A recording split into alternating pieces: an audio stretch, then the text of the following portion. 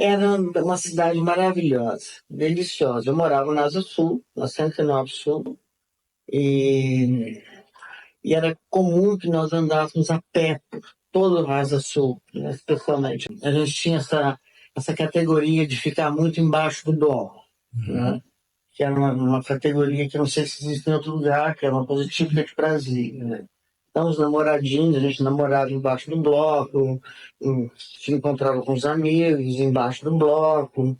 E eu ainda tive o privilégio de morar no Centro Nova Sul, que era muito perto do bar tradicionalista em Brasília, que é o Beirute. Então, a gente também via de vez em quando ao Beirute, e me lembro de ter estudado uma vez para uma prova com os colegas do Beirute. A gente fazia umas brincadeiras, umas invenções, assim.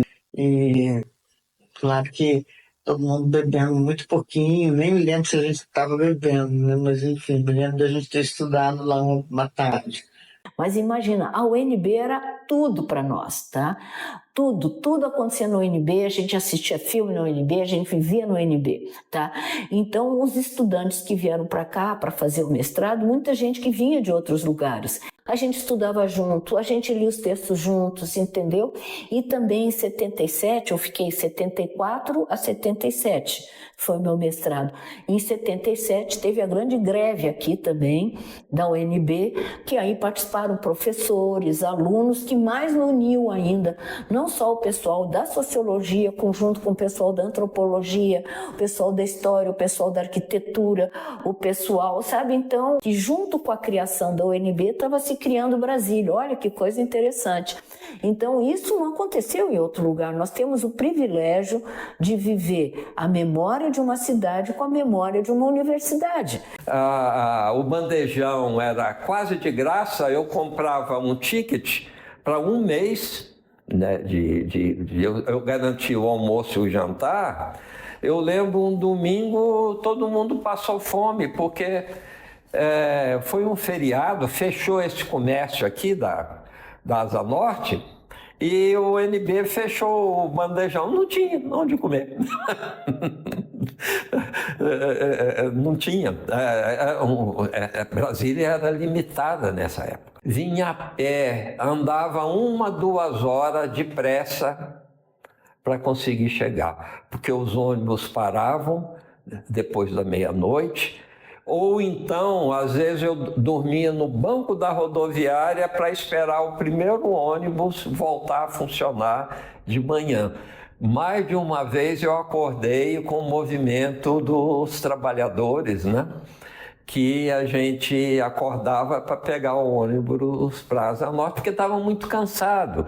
Às vezes vinha lá do fim da Asa Sul até a rodoviária, não aguentava, porque não tinha mais ônibus, então dormia no banco.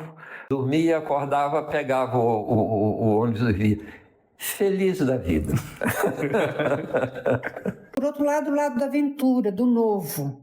Né? Aquela universidade linda, novinha, aquele minhocão, tudo, aquela arquitetura, né? Era muito convidativo, essa coisa da aventura. Era um grande oeste, né? Por um lado. Por outro, como, por exemplo, não tinha transporte público, era prática, todo mundo dava carona na saída do minhocão, na cidade. Havia uma solidariedade de uma terra em construção, né? Muita troca, isso das caronas era assim muito forte. Agora, deixa eu te dizer, quando eu cheguei aqui, vamos dizer, quem tinha uma certa hegemonia no departamento era Glaucio.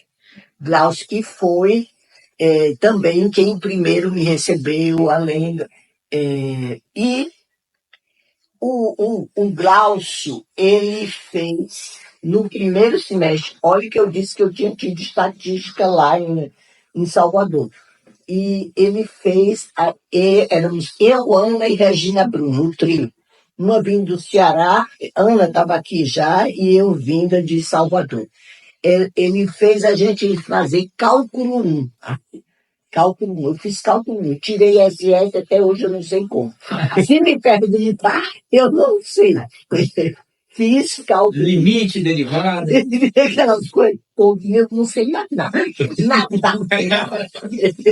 Mas fiz, e aí ele botava a gente, eu fiz estatística 1, estatística avançada. Então, essa coisa quantitativa dominava na época que eu cheguei aqui.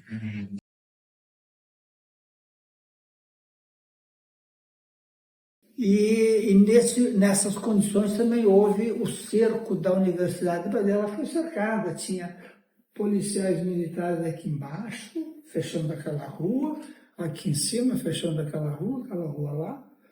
Então isolava o UNB, né? Isolava o UNB, e você entrava, mas não podia entrar de carro, você não podia entrar, e então foi um cerco real à universidade, sabe?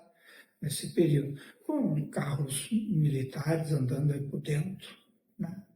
Então, a UNB tem sempre, isso é uma coisa, uma tradição fundamental. Você representa os estudantes são a força da universidade. E no seu nome eu faço um apelo aos estudantes. Os estudantes sempre deixaram uma marca na UNB, uma marca muito importante. Às vezes, alguns deixaram a vida aqui, né? Quando o trem apertava, pegaram não sei quem em Sobradinho, a gente escondia tudo. Imagina nós de ciências sociais, né? Marx, o Capital, nada. Imagina, Marx, Lenin, Gramsci, nada a gente não podia ter. Então a gente vivia escondendo. Quando apertava, a gente escondia, punha em cesto de roupa suja, né? Era um drama. E já ainda no mestrado, 75, 6, 7, com o Chiquinho ali, era um drama para encomendar livros, tipo o Capital mesmo, da Civilização que tinha, né? A gente tinha a edição da Civilização, tudo você tinha que encomendar fazendo um drama, era tudo uma coisa assim, ainda por debaixo dos panos. Aliás, deixa eu aproveitar nesse ensejo e contar para você um evento que eu enfrentei lá com militares assistindo a aula. Cheguei um dia na sala, entrei, comecei a expor. E tinham uns 4 senhores. Era tão óbvio, né? A turma toda era de moçadinha de 20 e poucos anos, né? E tinha lá no fundo uns 3 ou 4 homens com uns 40 e poucos anos de idade, né? Sentados da última carteira lá atrás. Bom, aí a porta estava fechada, uma aluna retardatária entrou. Abriu a porta, entrou, fechou a porta, eles fizeram fiu. Deixei a menina entrar. Ela sentou. Todo mundo olhando para mim e disse: vocês não estão no seu quartel. Aqui é universidade. Porque não se trata assim uma aluna, uma colega que chegou. Vocês, por favor, se contenham. Mas foi uma situação que depois se passou para meu Deus, olha, eu cutuquei com uma muito curta. Porque, olha, depois, quando chegou aquele reitor militar, como é que é, o Azevedo, o Azevedo, que era meu amigo, olha, é muito meu amigo. Eu não combinava com a cabeça dele, naturalmente, mas isso não importa, era amigo dele. Mas o senhor conheceu ele aonde? Lá. Lá mesmo na universidade? Lá mesmo. Ele se encantou comigo. Ele me achava um sociólogo... Apesar de ser totalmente contra ele, mas ele me respeitava para danar assim, entendeu? Então aí depois eu conto uma coisa, o Sadi vai entrar no meio, né? Eu salvei o Sadi, porque ele me colocou na comissão de enquadramento e ele queria que eu ferrasse o Sadi. E eu disse para eles: você não me conhece. Eu jamais faria isso. Se você quiser ferrar o Sadi, é problema teu. Mas eu vou analisar o Sadi academicamente. E o Sadi tinha uns livros bons, é um enorme professor. Eu enquadrei ele para cima. E o Azevedo aceitou. Também para montar o doutorado, eu tive muita influência para montar o doutorado, porque os meus colegas de sociologia não queriam encontrar o Azevedo. E fizemos uma vez uma reunião clandestina com o Azevedo na minha casa, com os professores do departamento, que eles só aceitaram se encontrar com o Azevedo clandestinamente na minha casa.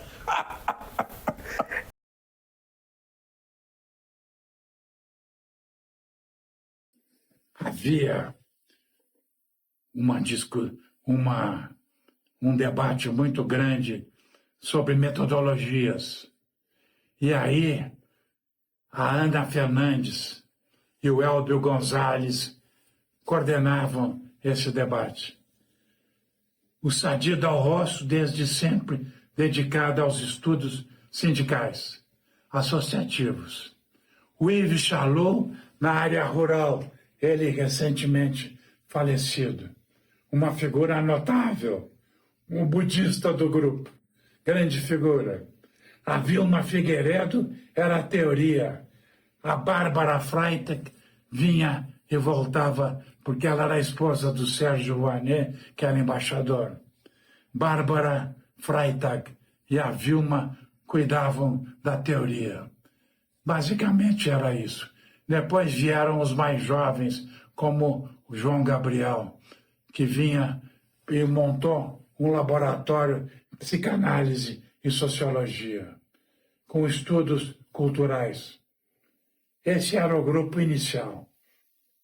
Já quando eu entrei na universidade, em 1972, já existia, portanto, o mestrado e eu reforcei os trabalhos dos meus colegas. Eu acho que ajudei a construir na pós-graduação, mestrado e doutorado, pessoas de qualidade, de interesse, que poderiam ser os formadores e de uma nova geração em que estarão aqueles que agora estão me ouvindo, de serem cientistas sociais com todos os valores que eu aprendi com a escola de Frankfurt, como se diz, que é ser teórico, empírico e prático, de não ensinar um saber vazio para saber e tirar notas boas,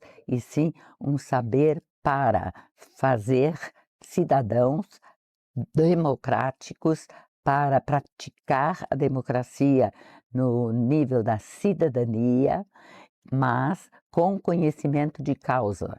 A sociologia é a ciência que forma e transforma as relações sociais em sociedades antigas e novas. A Vilma era uma liderança, posso estar enganado, a Vilma era uma liderança muito institucional. Era uma pessoa que tinha grupo de pesquisa, captava recursos. A Vilma tinha uma entrada muito grande nas agências, CNPq, CAPES, essas coisas todas. E a Bárbara é uma liderança intelectual. A Bárbara não se metia em negócio de CAPES, CNPq. A Bárbara é uma intelectual alemã, percebe que tinha uma influência muito grande nos alunos, trazia o pensamento alemão, teoria crítica e tal. Então, duas pessoas muito marcantes. O Benício, que era uma pessoa extremamente culta, uma pessoa assim, iconoclasta. Logo depois, o Benício criou aqui a Flaxo, a Escola Latino-Americana. Né? Logo depois, ele era uma pessoa criador de instituições, percebe? Ele era uma pessoa muito, muito importante nesse sentido. Né? Eu, quando eu cheguei, tinha vários grupos de pesquisa, né? Tinha um grupo o grupo da Vilma, que era o grupo de Sociologia Rural, que era um grupo muito forte, o Gabriel estava lá também. João Gabriel Teixeira, no caso. Isso, João Gabriel Teixeira. Tinha o grupo da Educação, com o Carlos Benedito, né? Estava nascendo um grupo sobre estudo sobre gênero, que não me lembro muito, e tinha Sociologia Urbana, que o Benedito estava lá e me chamou. Então, durante um tempo, eu trabalhava com Sociologia Urbana e com Sociologia Política, junto com a Francisca, junto com o Caetano e depois junto com o Gessé, Souza que veio. E eu fui muito bem recebida na sociologia. Olha, realmente eu tenho o maior carinho com aquele departamento, porque eu sempre me senti um pouco filha adotiva, lógico, né? Porque eu não sou socióloga de formação, mas logo me deram a coordenação da pós-graduação, logo, sabe, comecei a participar de coisas importantes, conhecia a Ampox, conhecia a reunião de coordenadores de pós, né? Conheci pessoas muito legais. Mas eu comecei a dar cursos junto com outros professores, a Vilma foi uma delas, dei curso com a professora Bárbara, dei curso com o professor Carlos Benedito, depois que eu já estava também, porque a Marisa entrou depois de mim, dei curso com a professora Marisa. O primeiro curso que eu dei de Sociologia da Cultura, eu convidei o Fernando Correia Dias para dar o curso junto comigo. Então eu fiz uma estratégia também de... né? E estudei, né? Estudei, eu tinha aquela coisa que você estudando aprende, né? Mestre é aquele que de vez em quando aprende, né? Eu acho que a riqueza do departamento é essa pluralidade. Então ficou forte na área de teoria, na área de sociologia urbana, cada um desses tem uma produção significativa, área de educação, na área de ciência e tecnologia. Eu acho que não é, o departamento ele não tem uma única identidade, é um pouco Brasília também. O que é Brasília? Qual é a identidade de Brasília? É uma cidade nova, você pensa em São Paulo, Rio de Janeiro, Minas Gerais, mas não, acho que a gente não tem uma marca, a gente tem várias marcas e tem uma convivência que eu diria plural, mas bastante integrativa dessas várias formações. Acho que é um departamento importante no Brasil.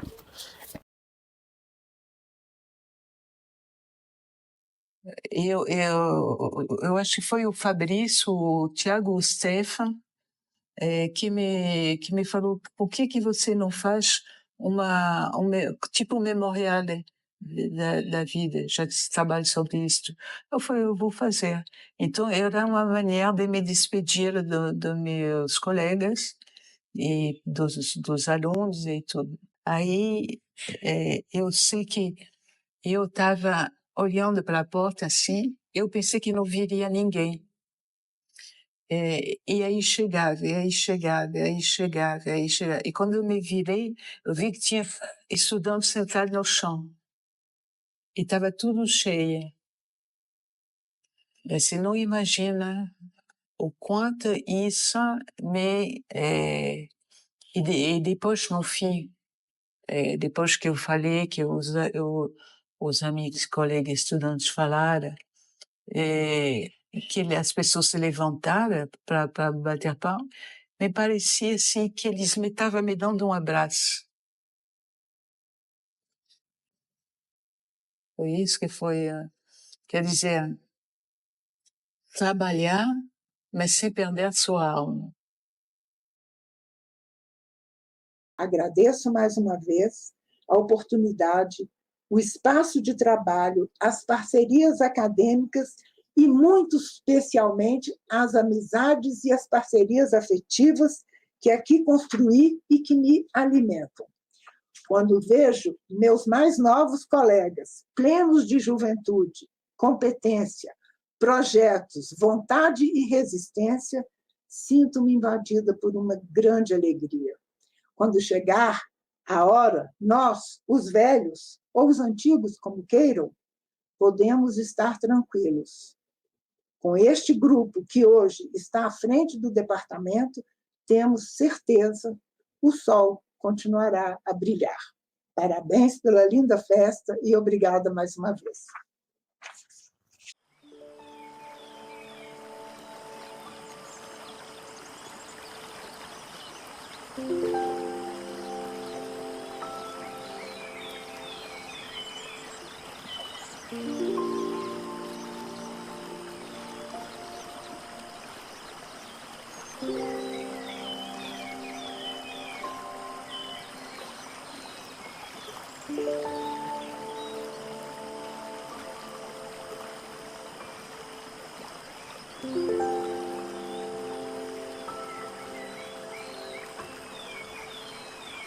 Thank you.